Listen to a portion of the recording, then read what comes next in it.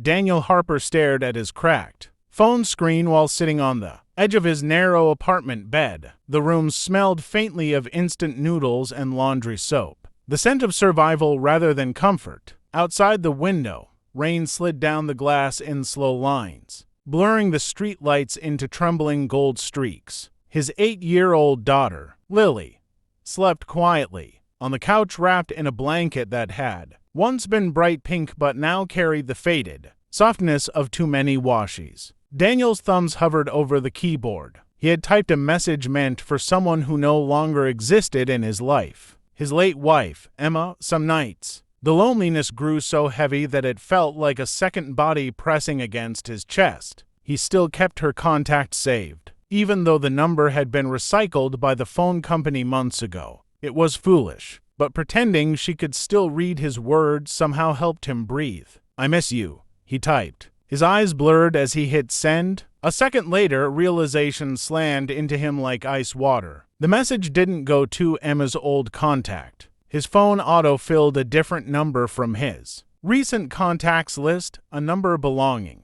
to someone he had met only once during a catering delivery at a corporate tower downtown. The CEO's assistant had called him to confirm the order. The number still lingered in his phone. His stomach twisted. "Oh no. No. No.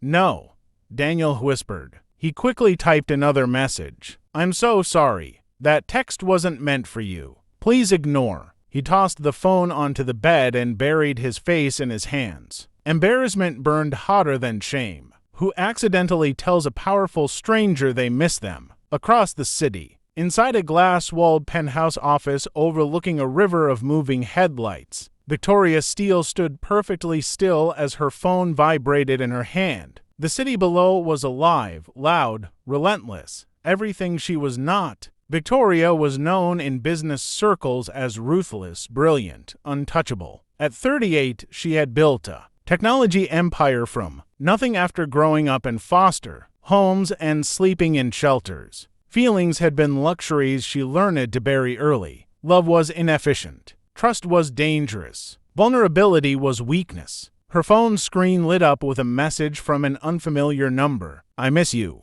Her breath caught. The words struck something deep and ancient inside her, a place she had sealed off long ago. No one ever said those words to her anymore. No one had said them sincerely in years. Her fingers tightened around the phone. Another message followed quickly. "I'm so sorry. That text wasn't meant for you. Please ignore." Victoria should have ignored it. She should have dismissed it as a wrong number and returned to reviewing contracts worth millions, but her heart refused to obey logic. Something about the simplicity of those 3 words felt honest, unguarded, human. She typed back before she could stop herself. "Who did you mean to send it to?"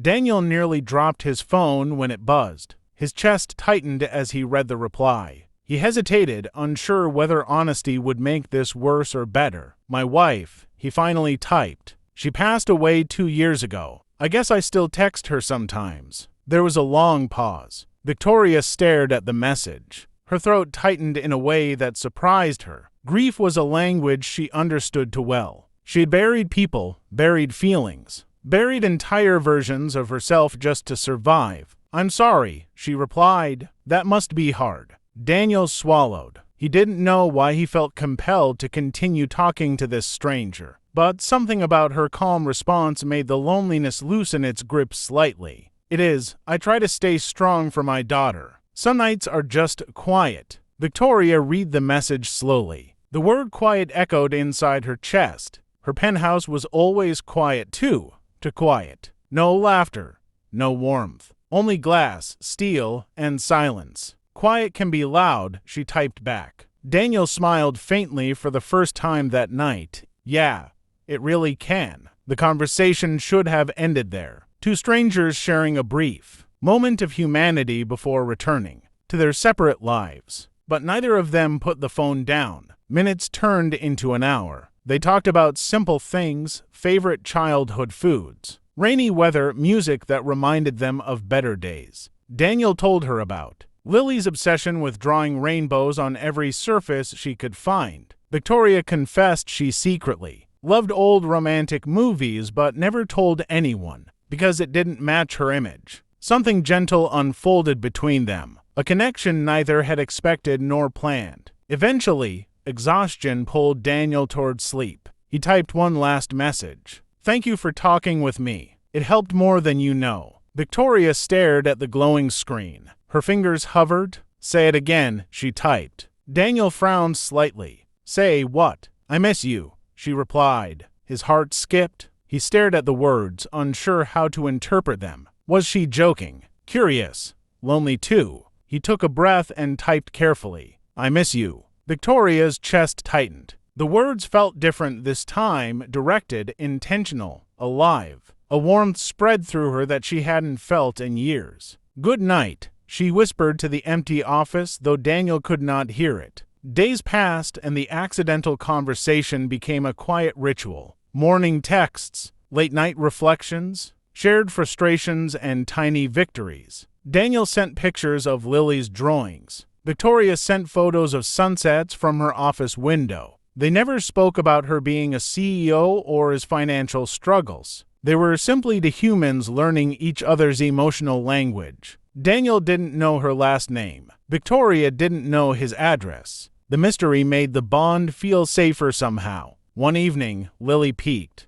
over Daniel's shoulder. "Daddy, who are you smiling at?" Daniel blinked, surprised to realize he was smiling. "Just a friend, a girlfriend," Lily teased. Daniel laughed softly. "Maybe?" Meanwhile, Victoria found herself softer in meetings, more patient with employees, more aware of the human beings behind job titles. Her assistant noticed the change but didn't question it. Fate intervened a month later. Daniel's catering company landed a last-minute contract to serve a high-profile corporate board meeting. He almost declined because Lily had a school recital, but his neighbor agreed to babysit. When Daniel arrived at the towering glass building downtown, his stomach fluttered with nerves. The lobby shimmered with polished marble and quiet authority. He followed security into the executive conference room, and then he saw her. Victoria stood near the window, reviewing documents on a tablet. Her posture was confident, elegant, controlled. The same woman from the number on his phone, though he had never seen her face before. Their eyes met. Recognition hit them both at once. The room seemed to shrink around them. "You,"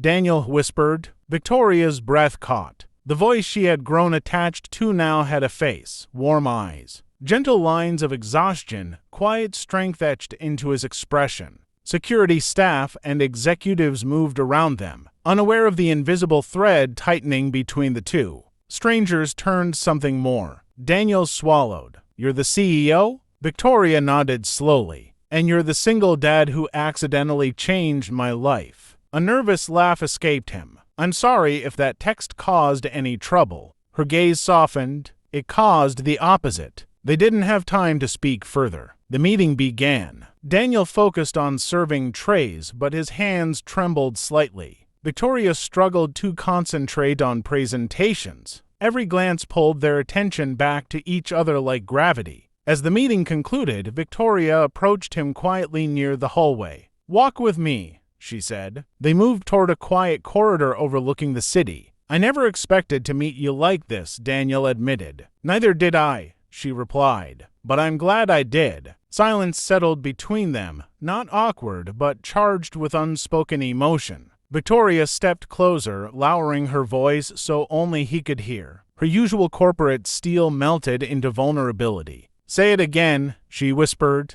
Daniel looked into her eyes, understanding now fully what she meant. "I miss you." Her breath trembled slightly as a soft smile touched her lips, a smile no boardroom had ever seen. In that moment, two lonely worlds quietly collided, not with fireworks or drama, but with something far more powerful, hope. And neither of their lives would ever be the same again.